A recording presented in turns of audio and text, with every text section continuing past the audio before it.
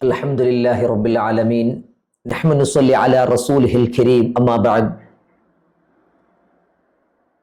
ബഹുമാനപ്പെട്ട സഹോദരന്മാരെ, സത്യവിശ്വാസികളെ, പരിശുദ്ധമായ റമളാൻ മാസത്തിന്റെ ദിനരാത്രങ്ങളിലൂടെ നാം കടന്നുപോയിക്കൊണ്ടിരിക്കുമ്പോൾ തീർത്തും നമ്മളുടെ സെക്കൻഡുകൾക്കും മണിക്കൂറുകൾക്കും ദിവസങ്ങൾക്കും വില മതിക്കുകയും അതിനെ കൃത്യമായി പ്രയോജനപ്പെടുത്തുകയും ചെയ്താൽ മാത്രമാണ് പാരത്രിക ലോകത്ത് അള്ളാഹു വിജയം നൽകുകയുള്ളൂ.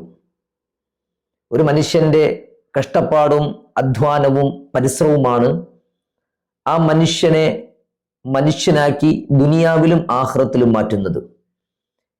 കഷ്ടപ്പെട്ടിട്ടും പ്രതിഫലം കിട്ടാത്ത അവസ്ഥയാണെങ്കിൽ നഷ്ടങ്ങൾ മാത്രമായിരിക്കും ബാക്കി.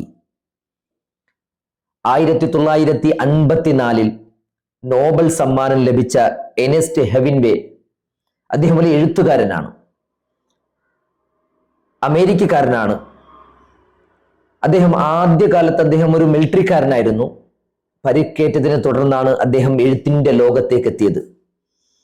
1954 അദ്ദേഹത്തിന് നോബൽ സമ്മാനം കിട്ടിയ ഒരു നോവലുണ്ട്, the old man and the sea, വൃദ്ധനും കടലും എന്നാണ് ആ നോവലിന്റെ പേര്. അതിന്റെ ആകെ ചുരുക്കം ഇങ്ങനെയാണ്: ഒരു കടൽ തീരത്ത് ഒരു വൃദ്ധനുണ്ടായിരുന്നു. അദ്ദേഹത്തിന്റെ ആരോഗ്യമുള്ള കാലഘട്ടത്തിൽ അദ്ദേഹം കടലിലേക്ക് പോവുകയും കടലിനോട് മല്ലിടുകയും ധാരാളം മത്സ്യങ്ങൾ പിടിക്കുകയും ചെയ്യുമായിരുന്നു. അദ്ദേഹത്തിന്റെ വയസ്സ് അധികരിച്ചു വന്നു, വാർദ്ധക്യം അദ്ദേഹത്തെ ബാധിച്ചു. 83-ാമത്തെ വയസ്സിൽ അദ്ദേഹത്തിന് വീണ്ടും മീൻ പിടിക്കണമെന്നുള്ള ആഗ്രഹം വന്നു. അദ്ദേഹം കടൽ തീരത്തേക്ക് പോയി ചൂണ്ടയിട്ടു.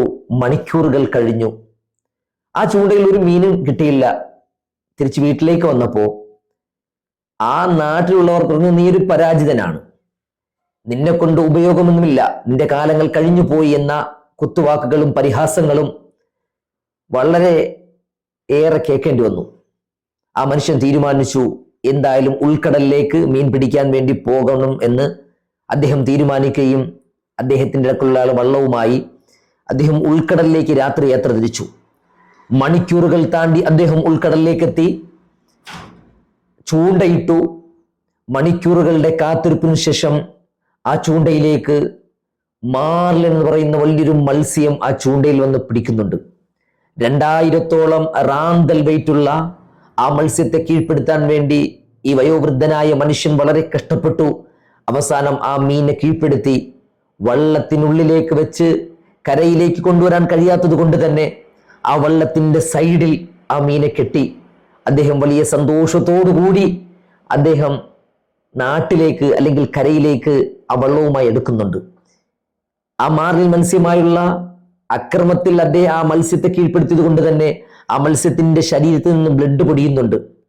വള്ളവുമായി കരയിലേക്ക് വരുന്ന വഴിയിൽ ബ്ലഡുകൾ കടലിലേക്ക് വീഴുമ്പോൾ ഈ ബ്ലഡിന്റെ മണമടിച്ചുകൊണ്ട് ഷാർക്കുകൾ ആ വലിയ മത്സ്യത്തെ ലക്ഷ്യമാക്കി വരികയും ആ മത്സ്യത്തിന്റെ ശരീരത്തിൽ നിന്ന് മാംസം ഭക്ഷിക്കാനും തുടങ്ങി. ചുരുക്കി പറഞ്ഞാൽ മണിക്കൂറുകൾ താണ്ടി അദ്ദേഹം കരയിലേക്ക് എത്തി. വീട്ടിലേക്ക് പോവാൻ വേണ്ടി ഇറങ്ങുമ്പോൾ ആ വള്ളത്തിന്റെ സൈഡിൽ കെട്ടിവെച്ചിരിക്കുന്ന ആ മാർലിൻ മത്സ്യത്തെ നോക്കുമ്പോൾ എല്ലല്ലാതെ മുള്ളല്ലാതെ ആ മത്സ്യത്തിനൊന്നും അവശേഷിക്കുന്നത് കണ്ടില്ല. അദ്ദേഹം വളരെ വിഷമത്തോടുകൂടി പ്രയാസത്തോടുകൂടി സ്വന്തം വീട്ടിലേക്ക് മടങ്ങുന്ന നോവല് നമ്മൾ ധാരാളം കാര്യങ്ങൾ പഠിപ്പിക്കുന്നുണ്ട്. ഈ വിശുദ്ധമായ റമളാൻ മാസത്തിൽ നമ്മൾ വളരെയേറെ കഷ്ടപ്പെട്ടുകൊണ്ട്, വളരെയേറെ പ്രയാസപ്പെട്ടുകൊണ്ട്, പ്രതികൂലമായ സാഹചര്യത്തിൽ പോലും നമ്മൾ നോമ്പനുഷ്ഠിച്ച് ഇബാദത്ത് ചെയ്ത് ഈ ഇബാദത്തുകളെല്ലാം നിഷ്ഫലമായി പോകുന്ന ഒരു അവസ്ഥയെക്കുറിച്ച് ചിന്തിച്ചിട്ടുണ്ടോ? അള്ളാഹുവിന്റെ പ്രവാചകൻ സല്ലല്ലാഹു അലൈഹി വസല്ലമ തങ്ങൾ സഹാബത്തിനോട് പറയുന്നുണ്ട്, അതദറൂനൽ മുഫ്ലിസ്, പാപ്പരാണ് നിങ്ങൾക്കറിയുമോ? ഉടനെ സഹാബത്ത് പറഞ്ഞു, അള്ളാഹിന്റെ പ്രവാചകരെ, ദിർഹമും ദിനാറുമില്ലാത്ത മനുഷ്യരാണ് പാപ്പർ എന്ന് പറയുക. അള്ളാഹിന്റെ പ്രവാചകൻ സല്ലല്ലാഹു അലൈഹി വസല്ലമ തങ്ങൾ പറഞ്ഞു, എന്റെ ഉമ്മത്തിലെ പാപ്പർ എന്ന് പറയുന്നത് യഅതി യൗമൽ ഖിയാമ ബിസ്വലാത്തിൻ വസിയാമിൻ വസക, നാളെ അരണന്റെ കിരണമേറ്റ ശരീരവുമായി നിൽക്കുന്ന സന്ദർഭത്തിൽ ചില ആൾക്കാർ, അവർക്ക് നമസ്കാരമുണ്ട്, നോമ്പുണ്ട്, സക്കാത്തുണ്ട്, ദാനധർമ്മമുണ്ട്, ഇബാദത്തുണ്ട്, ഇതെല്ലാമായി എൻ്റെ അടുക്കലേക്ക് കടന്നു വരും. പക്ഷേ ആ മനുഷ്യന്റെ ഇബാദത്തുകളെല്ലാം മറ്റുള്ളവർ കൊണ്ടുപോകുന്ന അവസ്ഥയുണ്ടാകും. കാരണം എന്തെന്നറിയുമോ? ആ മനുഷ്യൻ അവൻ ജീവിച്ചിരിക്കുമ്പോ മറ്റു ജീവികളോട്, സഹജീവികളോട് ഉള്ള മാന്യത പുലർത്താതെ, അവർക്ക് നൽകേണ്ട പരിഗണന നൽകാതെ, അവരെ എത്രത്തോളമാണ് അവർക്ക് പരിഗണന നൽകേണ്ടതും അവരെ കാത്തു സൂക്ഷിക്കേണ്ടതും ചെയ്യേണ്ടതിന് പകരം അവരെ കുറ്റം പറഞ്ഞതിന്റെ പേരിൽ, പരിഹസിച്ചതിന്റെ പേരിൽ, കളിയാക്കിയതിന്റെ പേരിൽ, അവരെ ആക്രമിച്ചതിന്റെ പേരിൽ അള്ളാഹുവിന്റെ മുമ്പിലേക്ക് വന്നിട്ട് അള്ളാഹുവിനോട് പറയുമത്രേ, ഇത്രയും സ്വതക്കയും സക്കാത്തും ദാനധർമ്മവും ഇബാദത്തുമായി വരുന്ന മനുഷ്യന്റെ മുമ്പിൽ വന്നിട്ട് അള്ളാഹുവിനോട് പറയും, അള്ളാഹുവേ, ഈ മനുഷ്യൻ എന്നെ ചീത്ത വിളിച്ചിട്ടുണ്ട്, ഈ മനുഷ്യൻ എന്നോട് കളവ് പറഞ്ഞിട്ടുണ്ട്, ഈ മനുഷ്യൻ എന്റെ വസ്തു തട്ടിപ്പറിച്ചിട്ടുണ്ട്, ഈ മനുഷ്യൻ എന്നെ ഈബത്ത് പറഞ്ഞിട്ടുണ്ട്, ഈ മനുഷ്യൻ എന്നെ നമീബത്ത് പറഞ്ഞിട്ടുണ്ട്. അങ്ങനെ അള്ളാഹുവിനോട് ഓരോന്നുമായി എണ്ണി പറയുകയും അവസാനം നന്മയായി പോകുന്ന മനുഷ്യൻ ഒന്നുമല്ലാതെ പാപ്പരാകുമെന്ന് സയ്യിദിനാ റസൂലുള്ളാഹി സ്വല്ലല്ലാഹു അലൈഹി വസല്ലമ തങ്ങൾ പഠിപ്പിക്കുകയാണ്. അതുകൊണ്ട് തന്നെ വിശുദ്ധമായ റമളാനിൽ നാം നേടിയെടുക്കുന്ന ഇബാദത്തുകൾ മറ്റുള്ളവർക്ക് നൽകാതെ ആ ഇബാദത്ത് കൊണ്ട് സ്വർഗത്തിലേക്ക് പ്രവേശിക്കാൻ അല്ലാഹു സുബ്ഹാനഹു വ തആല നമുക്ക് തൗഫീഖ് നൽകി അനുഗ്രഹിക്കുമാറാകട്ടെ. വാഖിറു ദഅവാന അൽഹംദുലില്ലാഹി റബ്ബിൽ ആലമീൻ. അസ്സലാമു അലൈക്കും വറഹ്മത്തുള്ളാഹി വബറകാതുഹു.